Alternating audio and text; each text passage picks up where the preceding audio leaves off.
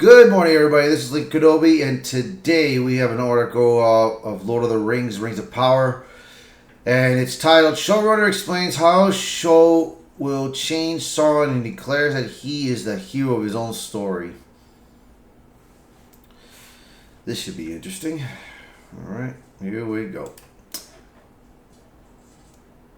Lord of the Rings, Rings of Power showrunner J.D. Bain provided more details on what viewers can expect from the upcoming second season and revealed that the show will depict Sauron being he is the hero of his own story. The upcoming season actress Cynthia Adia Robinson, who plays Queen Regent Miriel, confirmed the season is about the villains. She informed the outlet if season 1 was like the hero's journey, season 2 is the villain's journey. Charlie Vickers, who plays Sauron, shared how this will play out. From the storytelling perspective, instead of trying to guess who Sauron is, we're now inside his mind. In the past, the camera would cut away from him when he had his private thoughts. Now the camera follows him through those thoughts. The audience is in on it, which I think is quite fun, he elaborated. Payne then explained how the show would depict Sauron. In Sauron's mind, he's the hero of his own story. His idea of himself is that what he wants to heal and rehabilitate.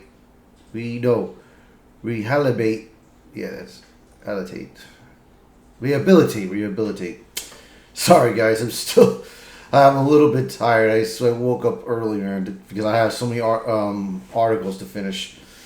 So I'm sorry. Rehabilitate Earth. He's got a very clear vision for how it should be done, and the only problem is other people keep on getting in the way, he explained. In a letter to Milton Waldman, which is published within the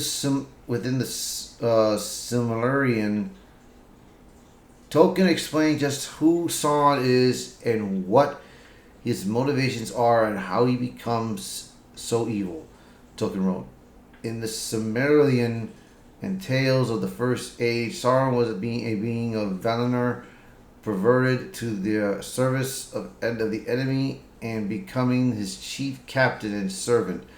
He repents in fear when the first enemy is utterly defeated, but in the end does not do as we commanded. Return to the judgment of the gods. He lingers in Middle-earth very slowly, beginning with fairer motives. The reorganizing and rehabilitation of the ruin of Middle-earth. Neglected by the goals, because he becomes a reincarnation of evil, and thing lusting for complete power and so consumed forever for more fiercely with hate, especially of gods and elves, Tolkien added.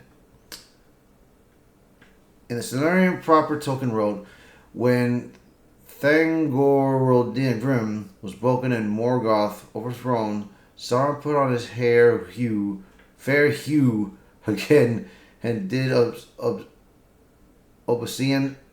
obeisance, I think it is, to Eowyn. God. And I'm a little tired, bro. Wow. Woke up real early. The herald of Manwë and abjured all his evil deeds, and some hold that this was not as at first falsely done, but that Sauron in truth repented, if only out of fear, being dismayed by the fall of Morgoth and the great wrath of the lords of the west. After he was commanded to return to Aman and receive judgment, he refused because he was ashamed, and he was unwilling to return in humiliation and to receive from the valor a sentence, and might be of long servitude in proof of his good faith. For under Morgoth his power had been great. Therefore, when Eowyn departed, he hid himself in Middle-earth, and he fell back into evil, for the bonds that Morgoth had laid upon him are very strong.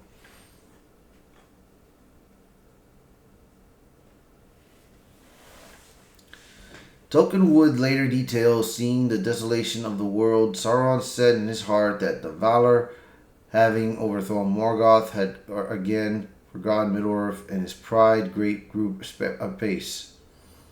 He looked with all hatred on the elder, and he feared the men of Numenor, who came back at whiles in their ships to the shores of Middle-earth. But for long he dissembled his mind and concealed the dark designs that he shaped in his heart.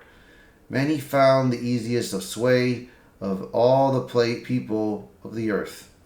But long he sought to persuade the elves to his service, for he knew that the firstborn had the greater power, and he went far and wide among them, and his hue was still on one bath, both fair and wise.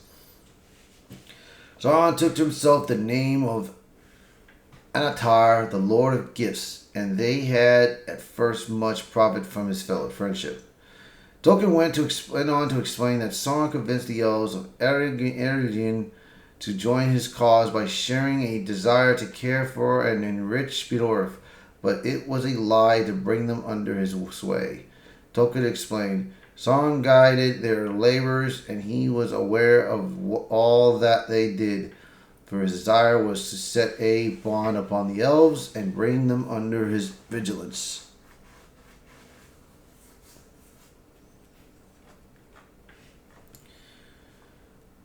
Jesus God.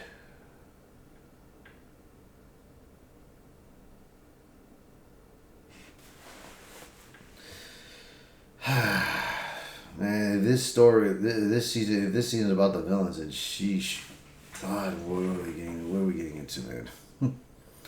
On top of how the show will depict Sauron, Entertainment Weekly's Christian Holub detailed that Sauron's entire purpose of working with the elves has been changed from Tolkien's original writing. No longer will he hold hatred in his heart for the elves, and convinces them to accept him by wanting to rehabilitate Middle-earth. Instead, Sauron seeks the elves' aid so he can depose Adar, who kicked his old boss, leaving Sauron temporarily homeless. Holub adds, Sauron has tried to compensate for that loss by making new friends among the elves. He may have failed in his attempt to sway Galadriel, but he still needs help to enact his master plan. And one elf in particular is uniquely equipped to provide it, and that elf being Celebrimbor.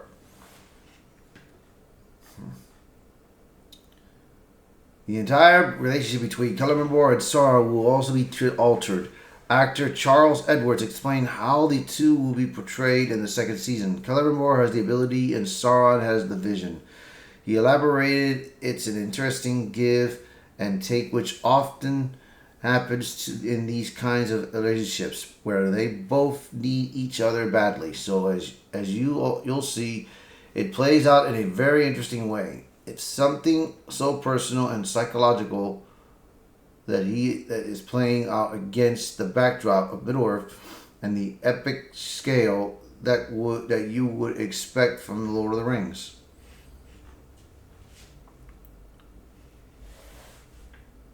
In Unfinished Tales, The Lost Lore of Middle-earth, Tolkien described that Sauron is clearly manipulating Celebrimbor, and it is not the symbiotic relationship that Edwards describes. Tolkien wrote, Sauron had better fortune with the Noldor of Eredin, and especially with Celebrimbor, who desired in his heart to revival the skill and fame of Fëanor. He added, Sauron used all his parts upon Celebrimbor and his fellow smiths, who had formed a society or brotherhood, very powerful in Eredin and the Goliath, the Graith, I think it is, Midrain, but he worked in secret, unknown to Galadriel and Celebrimbor. Before long, Sauron had the Graith Midrain under his influence. For at first they had great profit from his instructions in secret matters of their craft. So great became his bold on the mid-reign that at length he persuaded them to revolt against Galadriel and Celeborn and to seize power in Ergin, and that was sometime between 1350 and the 1400 of the Second Age. Furthermore, Tolkien noted, now Celeborn was not corrupted in heart of faith, but had accepted Sauron as what he posted to be. And when at length he discovered the existence of the One Ring, he revolted against Sauron and went to Lorinad to take counsel once more with Galadriel. Well, that's it.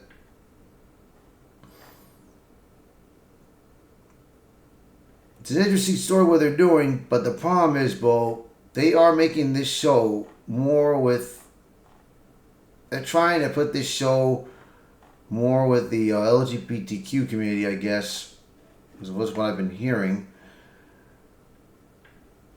And, you know, like I said, the first season they're trying to make that all the women are more badass than the men. You know, and who knows? Maybe they'll do the opposite, but I don't know. We will see. We're going to see how this is going to play out. So let me know what you guys think of this article. If you like the video, hit the like button. Share this video. Post a comment below. Let me know what your thoughts about the show and this article. And if you're new to the channel, please hit that subscribe button for me. Alright guys, you have a good morning. Bye for now.